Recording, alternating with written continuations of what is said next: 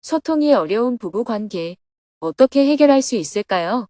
2024년 10월 5일 행복학교 특강 콘텐츠 봉사자의 날 1일째 오늘부터 1박 2일 동안은 정토회에서 법륜스님 콘텐츠를 제작하는 봉사자들이 한자리에 모여 함께 대화하고 경주 기행을 하기로 했습니다. 푸른 하늘 위로 서늘한 바람이 스며들며 가을의 깊이가 차츰 짙어져 가고 있습니다. 스님은 새벽 수행과 명상을 마친 후 오전 10시부터는 두북 수련원 방송실에서 행복학교 특강 생방송을 했습니다. 행복학교 참가자들과 행복시민들 3천여 명이 생방송에 접속한 가운데 스님과 대화를 나누었습니다. 스님이 인사말을 한 후 사전에 질문을 신청한 4명이 스님과 대화를 나누었습니다. 이어서 현장에서 즉석 질문도 받았습니다. 그중 한 명은 아내와의 반복적인 다툼으로 인해 갈등이 커져가고 있는데 어떻게 해결해야 할지 스님의 조언을 구했습니다. 소통이 어려운 부부관계 어떻게 해결할 수 있을까요?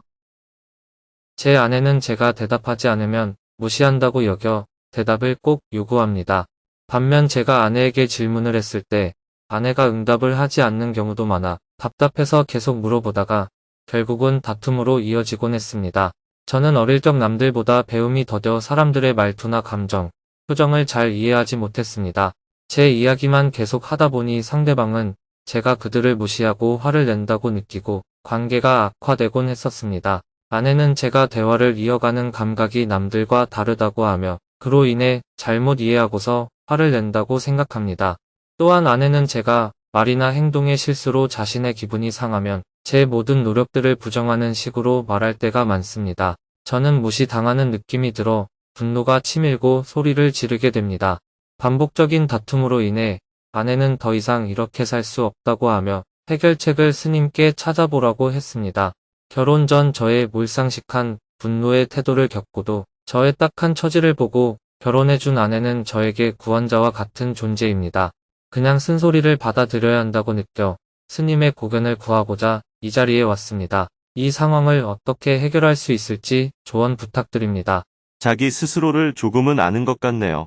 자기가 자라온 환경이나 배경 속에서 다른 사람의 얘기를 내 식대로 듣고 내 식대로 행동함으로 인해 소통에 문제가 있는 게 충분히 자각이 되었다면 아내에게 솔직하게 얘기해보세요. 내가 자란 배경으로 인해 나에게는 이런 성향이 있다. 당신이 말하면 내 귀에는 들리지만 당신이 말한 의도와 내가 이해하는 내용에 차이가 있는 걸 발견했다. 내가 나쁜 의도로 당신 말을 안 듣거나 반대로 하는 게 아니다. 당신이 의도를 담아서 말을 했는데 내 귀를 통해서 내가 이해가 될 때는 그 의도와 내가 이해한 게 서로 다르다. 이런 게 종종 나타남으로 해서 우리는 결국 오해를 하게 됐다. 이게 갈등의 원인이 되니까 당신이 말할 때 조금 정확하게 말을 해주고 나도 반드시 당신이 말할 때 어떤 의도인지 한번 확인해 보겠다. 상대방이 말하면 그 의도를 확인하는 게 필요합니다. 그 뜻이 이런 뜻입니까? 했는데 그거 아닌데 그러면 제가 잘못 알아들었습니다. 하면 됩니다. 상대방의 표현이 잘못됐다고 하지 말고 내가 잘못 알아들었습니다. 그러니 다시 한번 얘기해 주십시오. 이렇게 확인하는 작업이 필요합니다. 저도 같이 사는 사람들과 얘기를 해보면 제가 말한 의도와 상대가 받아들이는 이해 사이에 격차가 생길 때가 많이 있습니다. 그래서 일의 결과가 엉뚱하게 나타날 때가 있습니다. 상대가 자꾸 잊어버리거나 상대가 잘못 이해할 때는 말하는 사람도 가능하면 말로 하기보다 문자로 정확하게 얘기를 하고 한 번 더 확인 작업을 하는 게 필요합니다. 듣는 쪽에서는 자기가 들은 것을 반드시 그 말씀이 이런 뜻입니까? 하고 확인하는 작업을 하면 관계가 개선될 수 있습니다. 그런데 정확하게 말을 안 해줬다. 제대로 안 들었다. 이렇게 상대의 잘못을 탓하게 되면 갈등이 생기게 됩니다. 그래서 두 사람이 서로 확인하는 과정을 거쳐보면 어떨까요? 서로 남남일 때는 말을 잘 못 알아듣고 갈등이 생겨도 그만이지만 부부로 살면 매일 부딪히니까 서로 힘들 수밖에 없습니다. 마음이 답답해지니까 이렇게 사느니 헤어지는 게 낫겠다는 얘기까지 나오게 된 게 아닌가 싶거든요. 질문자는 억울하다고 생각하지 말고 자기가 자라온 환경을 아내에게 솔직하게 얘기하고 아내와 오해의 차이를 좁히기 위해서 서로 확인하는 작업을 1년 동안 해보자고 제안해서 개선의 방법을 찾아보면 어떻겠나 싶습니다. 길은 두 가지예요. 나는 개선하기가 싫다. 내 말을 잘 못 알아듣거나 내 마음을 잘 모르는 사람하고 같이 살 수가 없다. 나는 헤어질래. 이런 길도 있고 이왕 같이 살았고 애들도 있으니까 우리가 상호 노력을 해서 개선을 해보자 하고 개선을 위해 노력해보는 길도 있습니다. 제가 스님의 말씀을 10년 전에 들을 수 있었다면 연애 기간부터 아내를 알아가는 과정 속에서 더 잘 받아들이고 대화를 풀어가서 서로에 대한 앙금이 쌓이지 않았을 텐데 현재는 제가 아내에게 어떤 걸 물어봐도 기분이 나쁘고 감정이 상하는 방향으로 전개가 되고 있습니다. 저도 굉장히 당황스럽고 속상할 때가 많습니다. 제가 이런 상황에서 어떻게 처신하는 게 좋을까요? 그러니까 특별히 상대를 못 믿어서도 아니고 나빠서도 아니고 이런 원인에 의해서 그 결과가 말도 하기 싫은 상태에 이른 것입니다. 어떤 말을 해도 또 잘못 알아들을 것 같으니까 서로 물어도 말을 안 하는 지경에 이른 거죠. 같이 살지 말자라는 결론이 날 수도 있는데 이 정도 가지고 헤어지기에는 너무 경솔한 것이 아닌가 싶습니다. 질문자가 먼저 아내에게 사과를 하고 개선을 위해 노력해보고 그래도 안 되면 그때 가서 헤어지는 것도 하나의 선택이 될 수 있습니다. 질문자가 아내에게 물었는데 대답을 안 하면 자기가 답답하듯이 아내도 질문자에게 물었는데 대답을 안 하면 마음이 답답한 겁니다. 우선 개선을 해봅시다. 서로 물으면 대답하기 싫으면 아무 말도 안 하는 게 아니고 대답하기 싫다는 표현이라도 하기. 이런 노력을 해보는 것이 필요합니다. 그러면 지금 대답하기 싫구나 하고 기다리면 되는데 아예 말을 안 하면 상대가 알아들었는지 못 알아들었는지 싫어서 그런지 아직 못 알아들어서 그런지 구분이 안 됩니다. 대답을 안 해도 좋습니다. 대신 지금 말을 안 하고 싶다는 의사를 서로 표현하면 좋겠습니다. 정토회에서도 상위 조직에 문서를 올렸는데 대답이 없으면 사람들의 심리는 문서를 못 받아본 건지 받았는데 대답이 없는 건지 승낙을 안 해주겠다는 건지 답답해 합니다. 그래서 3일 안에는 무조건 답장을 준다는 규칙이 있습니다. 그 답장은 결론을 주는 게 아니라 내가 아직 못 읽어봤다든지 아직 결정이 안 났다든지 아직 문서 공유를 못했다든지 어떤 답장이라도 3일 안에는 해줘야 한다는 겁니다. 답장을 안 준다는 것은 아예 못 봤다는 얘기일 가능성이 높습니다. 그러면 다시 한번 문서를 올려보면 됩니다. 그런데 그걸 보고도 3일 안에 대답을 안 했으면 대답을 안 한 사람이 문제가 있는 것이고 3일이 지나 아무 대답이 없는데도 재답변 요청을 안 했다면 요청을 안 한 사람이 문제가 되는 거죠. 이렇게 개선해 보려고 해도 잘 안 될 때도 있습니다. 그럼에도 불구하고 이런 장치가 필요한 겁니다. 그것처럼 상대와 말하기 싫을 때는 지금 말하고 싶지 않다 하고 답변이라도 주는 걸 서로 해보면 좋겠습니다. 그리고 부인한테 이런 것조차 요구할 수가 없는 상황이라면 항상 질문자가 부인이 하는 말에 대해서 당신이 말한 것을 내가 이렇게 이해했는데 맞나요? 하고 한 번 더 물어봅니다. 말로 갈등이 생기면 문자 메시지를 보내봅니다. 그 다음에 자기가 말한 것에 대해서는 확인 작업을 해봅니다. 내가 이런 말을 했는데 당신 이거 이해했어요? 하고 확인해보고 답변이 없으면 며칠 있다가 다시 확인 작업을 해봅니다. 이렇게 노력을 해봅니다. 첫째, 먼저 자기의 상황을 정확하게 고백합니다. 내가 자란 환경이 이래서 소통에 문제가 있다. 이걸 감안해서 당신이 협조를 해줬으면 좋겠다. 이렇게 자신의 처지를 얘기하는 겁니다. 둘째, 개선을 위해서 이렇게 해보자고 제안을 합니다. 그래도 안 되면 아내의 처분을 따르는 식으로 한번 해보면 되겠어요. 네, 좋은 말씀 감사드립니다. 스님 말씀을 듣고 보니까 제가 확인 작업을 굉장히 소홀히 했던 것 같아요. 다 같은 사람이니까 제가 하는 말에 대해서는 무조건 알아들을 수 있을 거라고 너무 쉽게 생각을 했습니다. 지금부터라도 마음을 열고 제가 먼저 다가가겠습니다. 또 아내가 대답하기 싫으면 굳이 강요하지 말고 기다려주는 아량도 필요한 것 같습니다. 감사드립니다. 계속해서 질문이 이어졌습니다. 질문에 대해 답변을 다 하고 나니 약속한 2시간이 금방 지나갔습니다. 지난주에는 행복 시민들이 중심이 되어서 행복한 대화를 창원에서 성황리에 잘 마쳤습니다. 어제는 광주시청 강당에서 성황리에 잘 마쳤고요. 행복학교에 다니시는 여러분, 그리고 행복시민 여러분, 수고가 많았습니다. 앞으로 원주에도 강연이 있고 울산에도 강연이 있고 올해는 시민들과 함께하는 행복한 대화 강연을 계속 이어갈 예정입니다. 여러분들도 자원봉사를 많이 해주시고 또 현장에 참여해서 함께 대화를 나눠보면 좋겠습니다.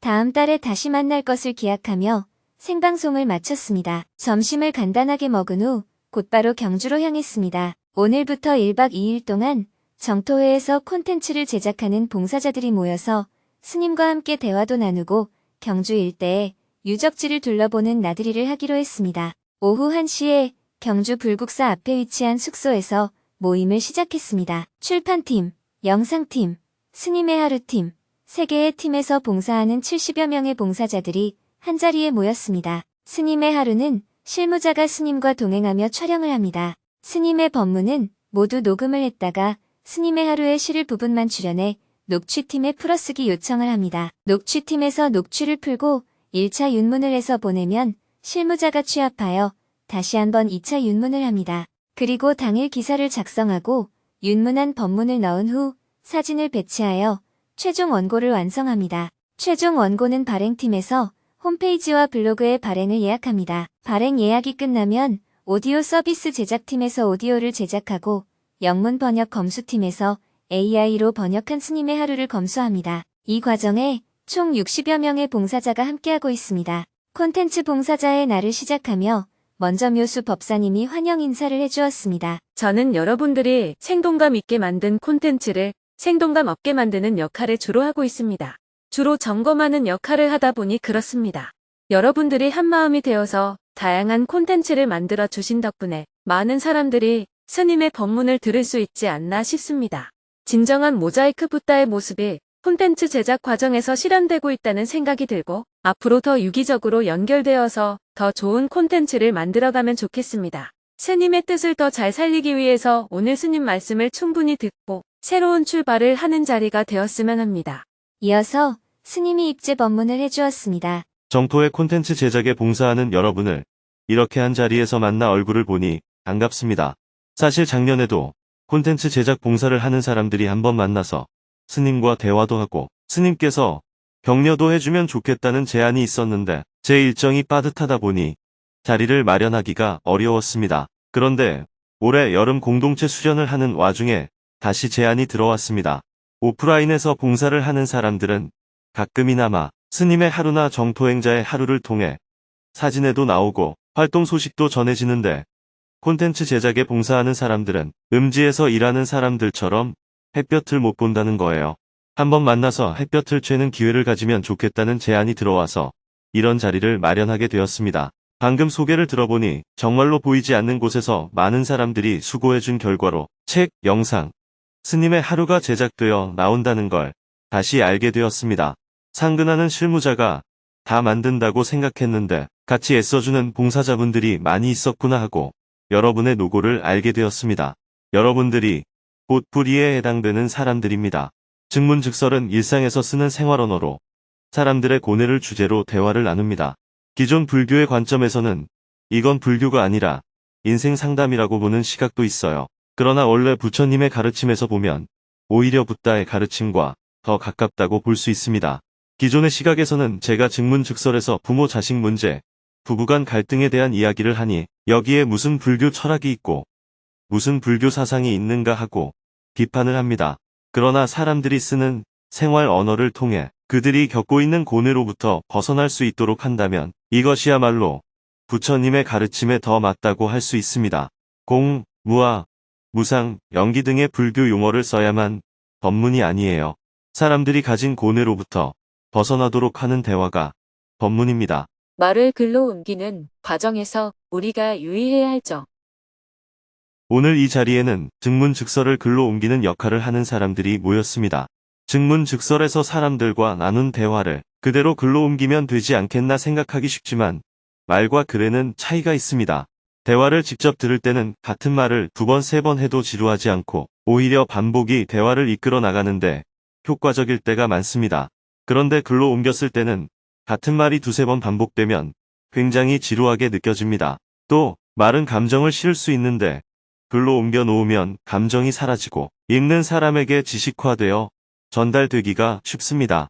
말에는 마음을 담을 수 있지만 글에는 대부분 생각을 담게 됩니다. 마음을 담아 놓은 말도 글로 옮겨 놓으면 마음이 없어지고 생각만 남는 글로 바뀌는 경우가 많습니다.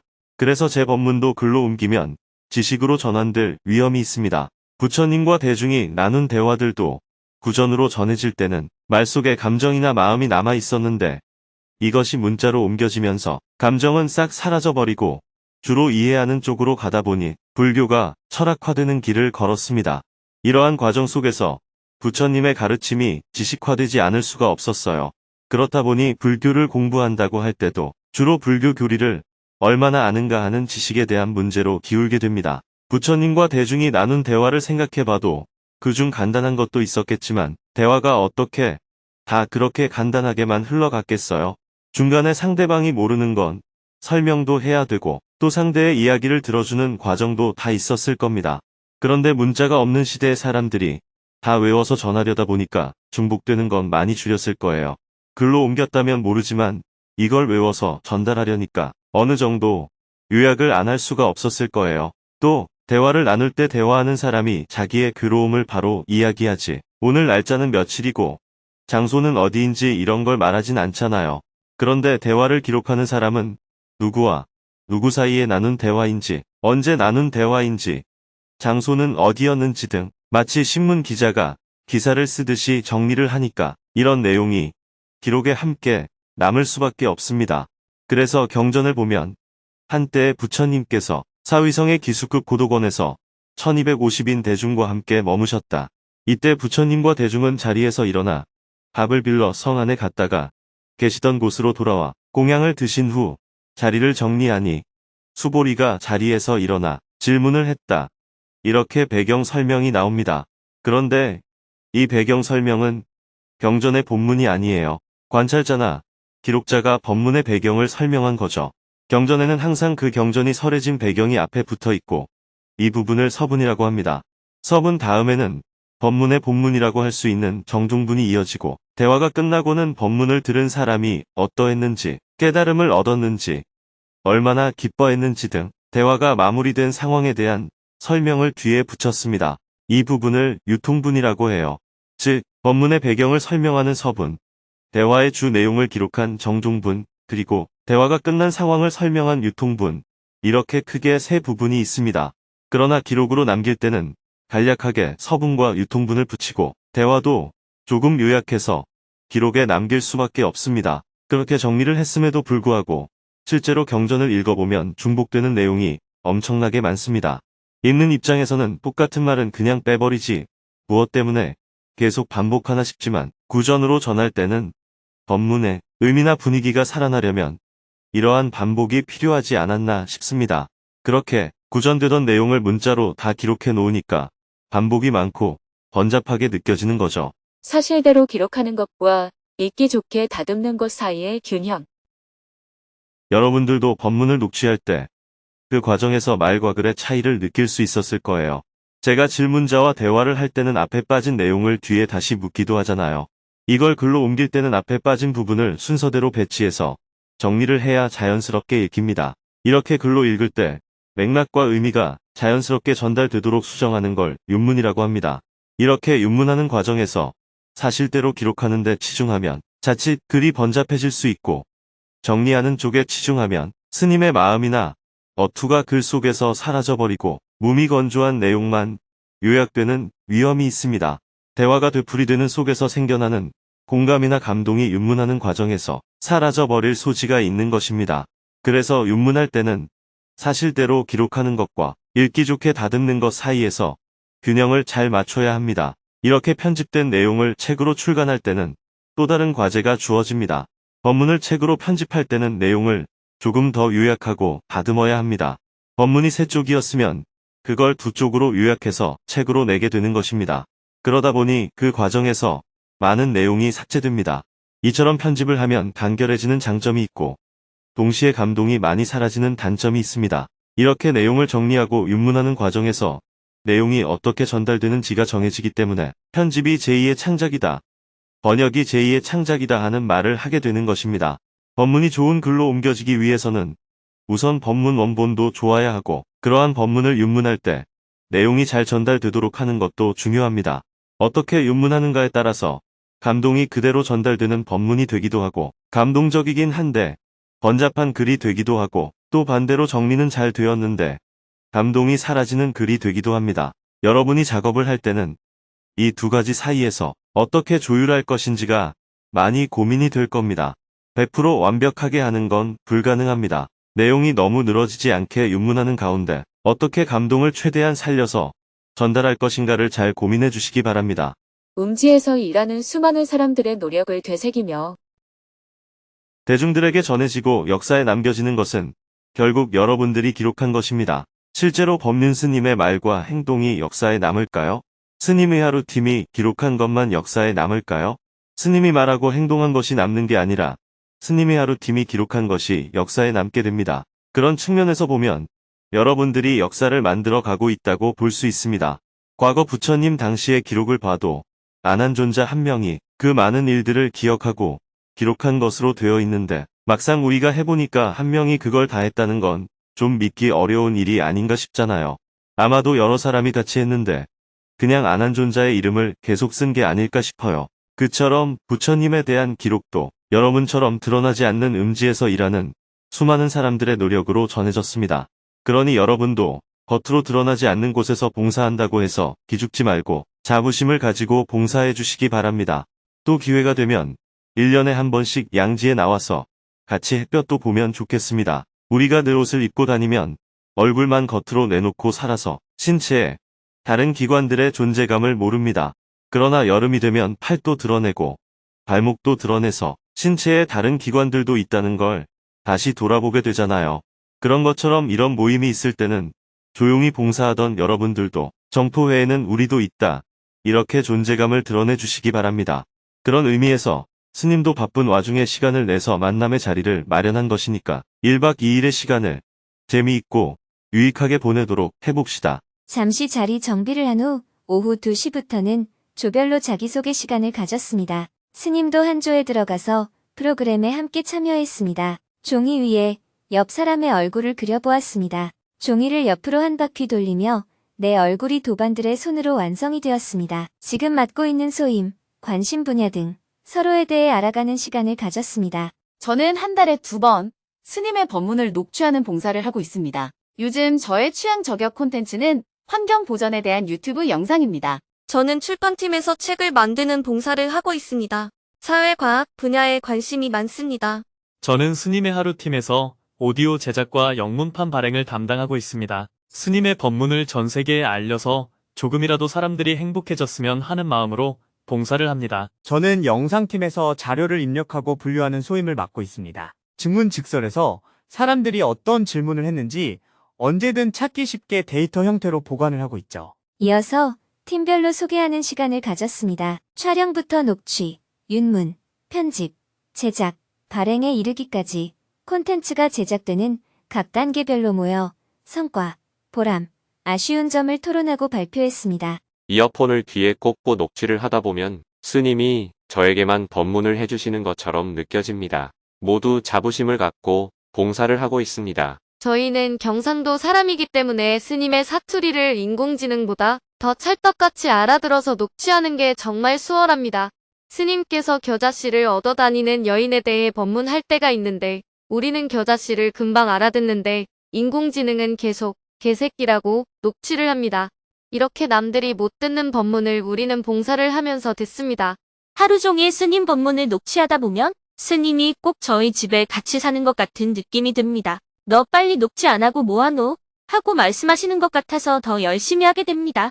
저희는 인공지능 기술을 이용해서 스님의 하루를 영어로 번역하여 발행하는 일을 하고 있습니다. 인공지능도 오류가 발생하기 때문에 그걸 저희가 찾아냅니다. 세계 전법의 선구자 역할을 하고 있다는 자부심으로 봉사를 하고 있습니다. 아쉬운 점은 아직 영문판의 조회수가 너무 적어요. 그래서 어떤 날은 저 혼자 10번씩 조회를 하기도 합니다. 주위에 많이 알려주세요. 저희는 스님의 하루를 오디오가 들어간 영상으로 만들어서 유튜브에 올리는 일을 하고 있습니다. 옛날에는 스님의 하루가 너무 길면 다음에 봐야지 하고 안 보게 되었는데 이제 스님의 하루가 유튜브에 올라오니까 걷는 중에 운동 중에 설거지 중에 듣습니다. 무엇보다 시각장애인도 스님의 하루를 들을 수 있게 된 것이 가장 큰 보람입니다.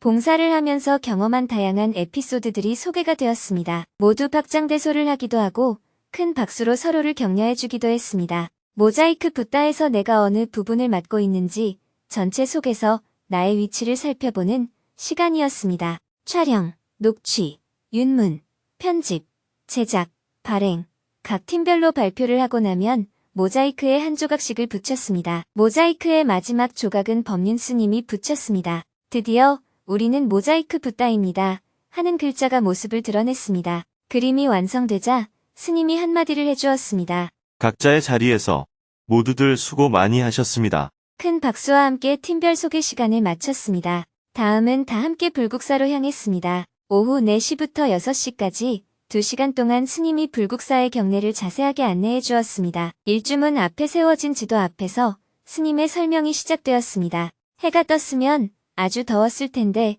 마침 구름이 끼어서 둘러보기에 좋았습니다. 스님은 많은 사람들에게 불국사를 안내하지만 올 때마다 듣는 사람의 눈높이에 맞춰 새롭게 안내해 줍니다. 오늘은 콘텐츠를 제작하는 봉사자들이 알아듣기 쉽게 역사적 유래, 가람 배치, 배경이 되는 경전 등을 자세하게 설명해 주었습니다. 국보인 청운교와 백운교 앞에서 스님은 축대에서 배울 수 있는 모자이크 붓다에 대해 설명해 주었습니다. 앞에 축대를 쌓은 게 보이죠? 축대를 쌓을 때 왜 이런 방식으로 쌓았느냐를 잘 보셔야 합니다. 맨 밑에는 자연스러움을 살렸습니다. 큰 돌도 있고 작은 돌도 있고 이렇게 자연의 상태 그대로 돌을 다듬지 않았습니다. 우리가 말하는 화엄의 원래 의미는 여러 꽃이라는 뜻입니다. 번역할 때 여럿은 잡이잖아요. 그래서 잡화엄은 여러 종류의 꽃들이 피는 화단이라는 말입니다.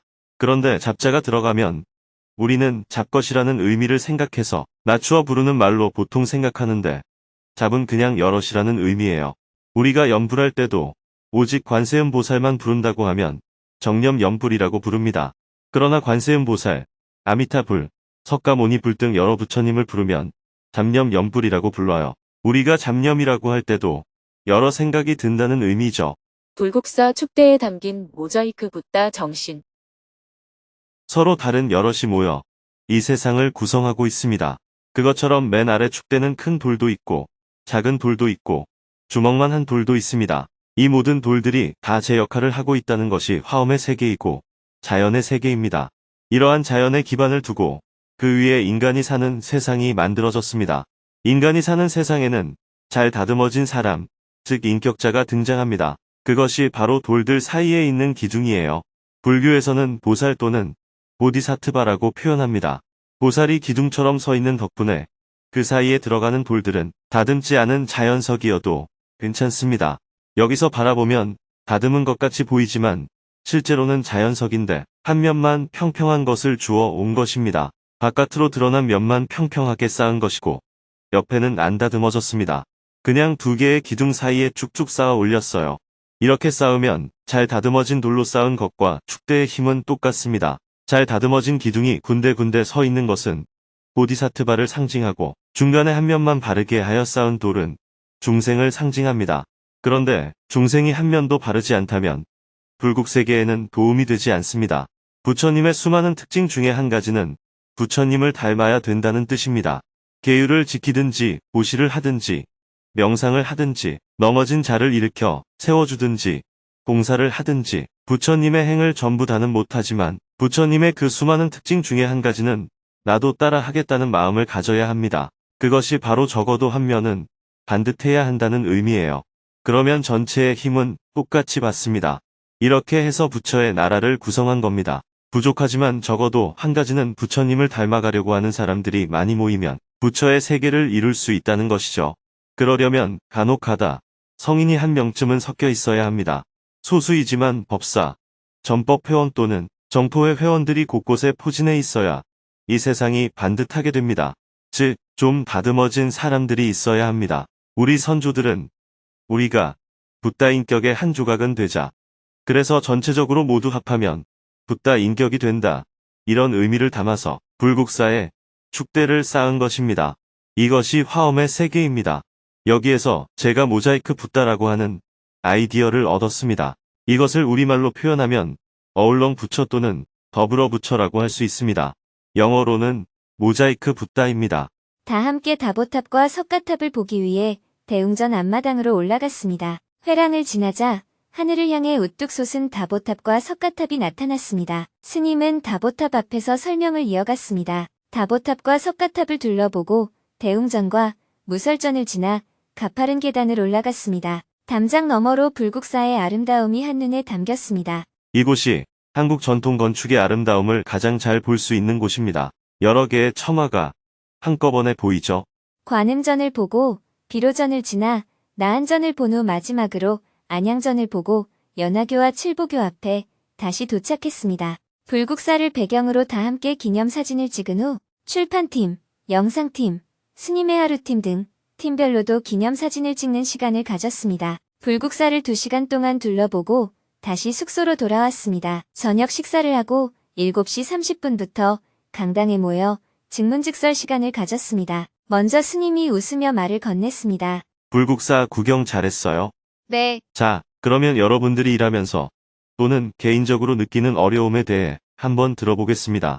봉사를 하면서 어려운 점이나 궁금했던 점에 대해 누구든지 손을 들고 스님에게 질문을 했습니다. 2시간 동안 12명이 스님과 대화를 나누었습니다. 그중 한 명은 봉사 일정과 개인 일정이 겹치거나 일이 한꺼번에 몰릴 때면 욕심을 부리나 싶어 물러서는 마음이 든다며 어떤 마음가짐을 가지면 좋을지 스님의 조언을 구했습니다. 봉사를 하다가 물러서는 마음이 들 때 어떻게 해야 할까요?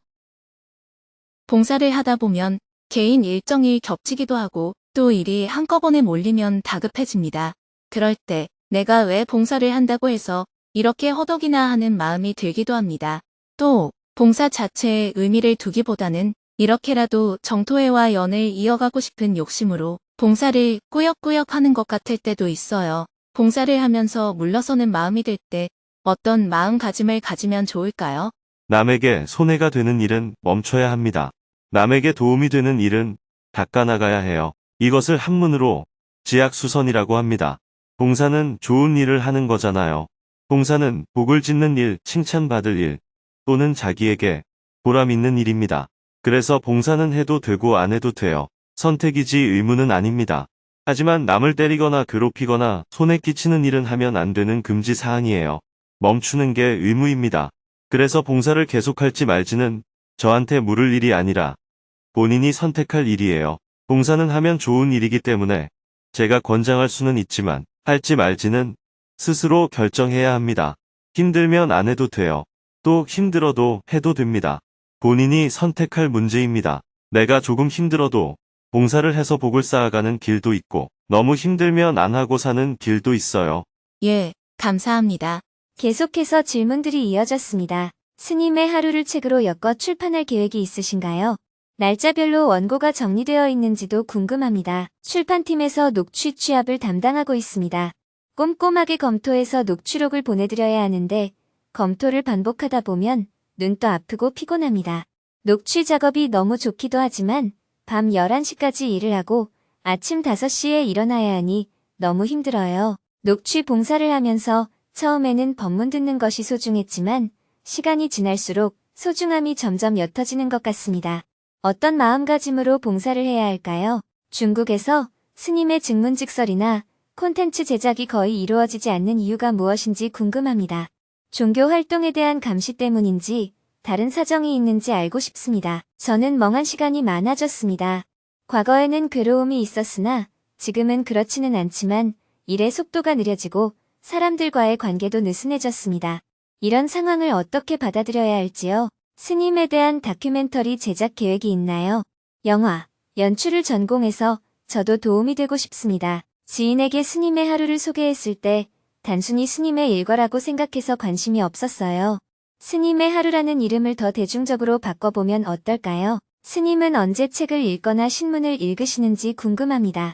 공부하는 모습은 사진이 없어서 스님은 공부를 안 하시는 건지 궁금했습니다. 남편이 가끔 법륜 스님이 그렇게 가르쳤나 하고 저를 비판할 때가 있어요.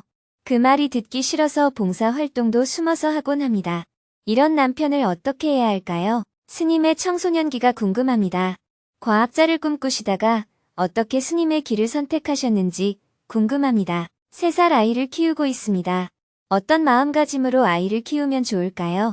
또 스님의 어머니는 어떤 분이셨는지 궁금합니다. 어떤 관점을 갖고 콘텐츠를 제작해야 할지, 봉사를 할 때는 어떤 마음가짐을 가져야 할지 그 중심을 잡아나가는 시간이었습니다. 밤 9시 30분에 증문즉서를 마치고 조별로 마음 나누기를 했습니다. 내일은 오전에 동해로 가서 문무대왕의 수중릉과 가문사지를 안내한 후 반월성에서 콘텐츠 봉사자의 날 회양식을 하고 오후에는 세터민들과 함께하는 온라인 통일축전에 참석하여 대화를 나눌 예정입니다.